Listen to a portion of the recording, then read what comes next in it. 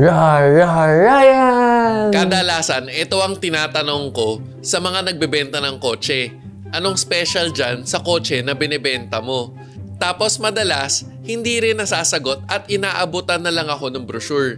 Isang araw, nagpunta ako sa isang Suzuki dealership para magtanong na madadagdag para sa content na to.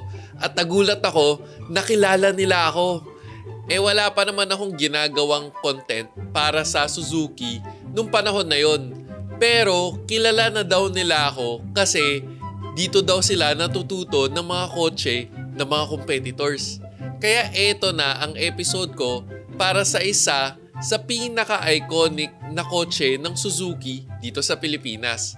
At eto ang 10 things na malamang hindi mo alam tungkol sa current generation Jimny dito sa Pilipinas. Number 1, ito ang 4th generation Suzuki Jimny na may body code na JB74. Hashtag, alam mo ba na unang na-introduce ang Jimny noong 1970 at 50 years after, nasa 4th generation pa rin siya na normally kung ibang brand ng kotse, malamang nasa 8th to 10th generation na ngayon. Tapos, na-unveil ang 4th generation Suzuki Jimny dito sa Pilipinas nung Philippine International Motor Show noong 2018. Pangalawa tayo sa nauna dito sa Southeast Asia.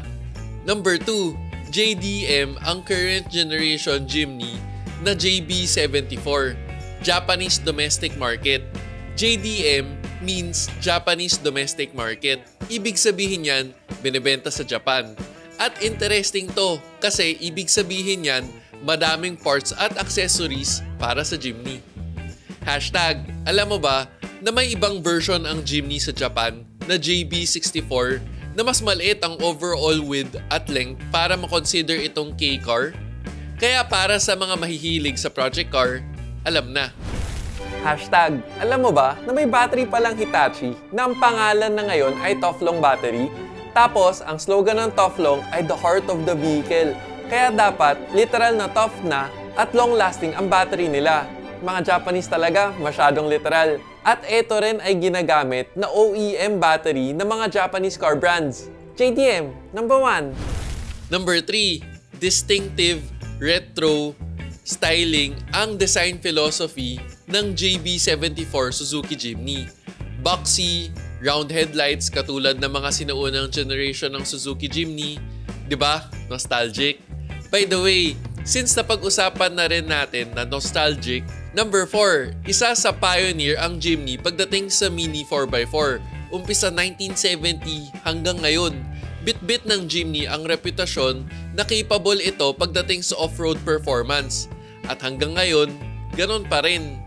Tara, pag-usapan naman na natin ang features at iba pang design philosophy nito at bakit kilala ang Suzuki Jimny pagdating sa off-road performance.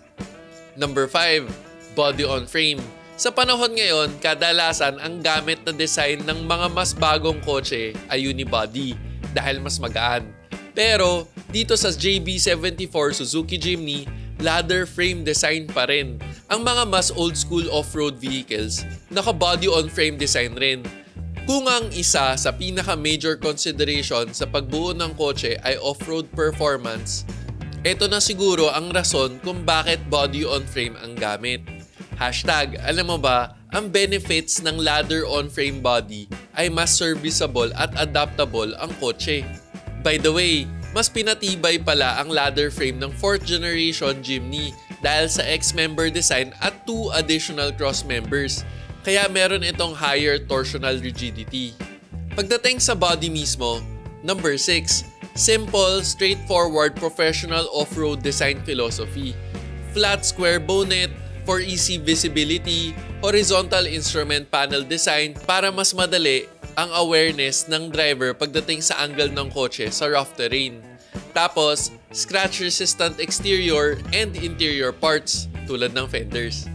Naghahanap ka ba ng magandang engine oil para sa kotse mo? Liqui-Moly mo na yan! Tapos, Molygen para the best, para sa longer engine life and lower fuel consumption. Sa technology na Molygen, sure na maximized ang engine performance and engine protection to the molecular level. Kaya para sa next change oil mo, Mole dyan ng liquimoli mo na yan.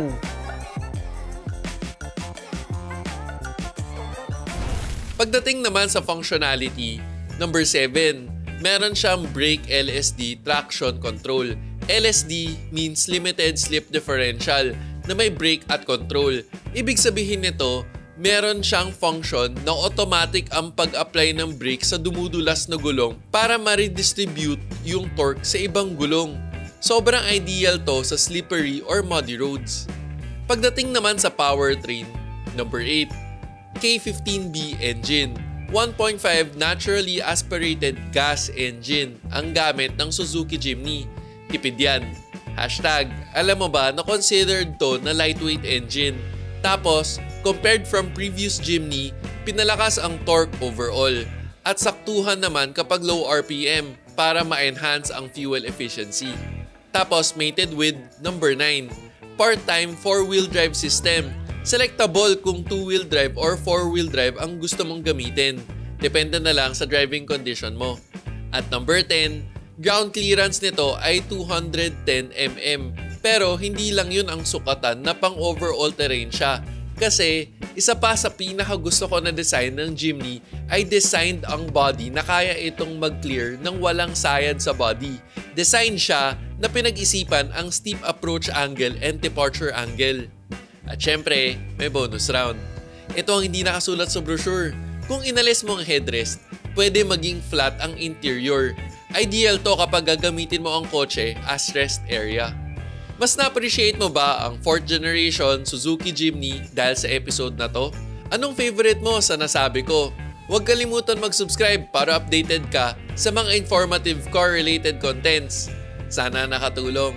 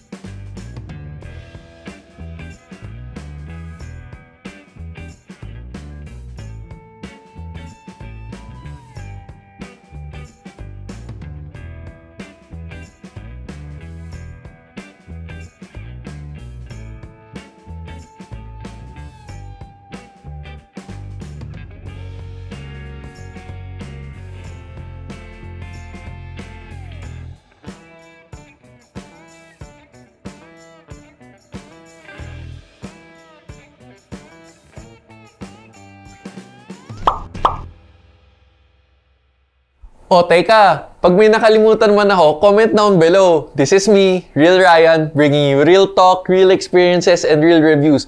Don't forget to subscribe, like, and click the notification bell. Thank you for watching. Peace.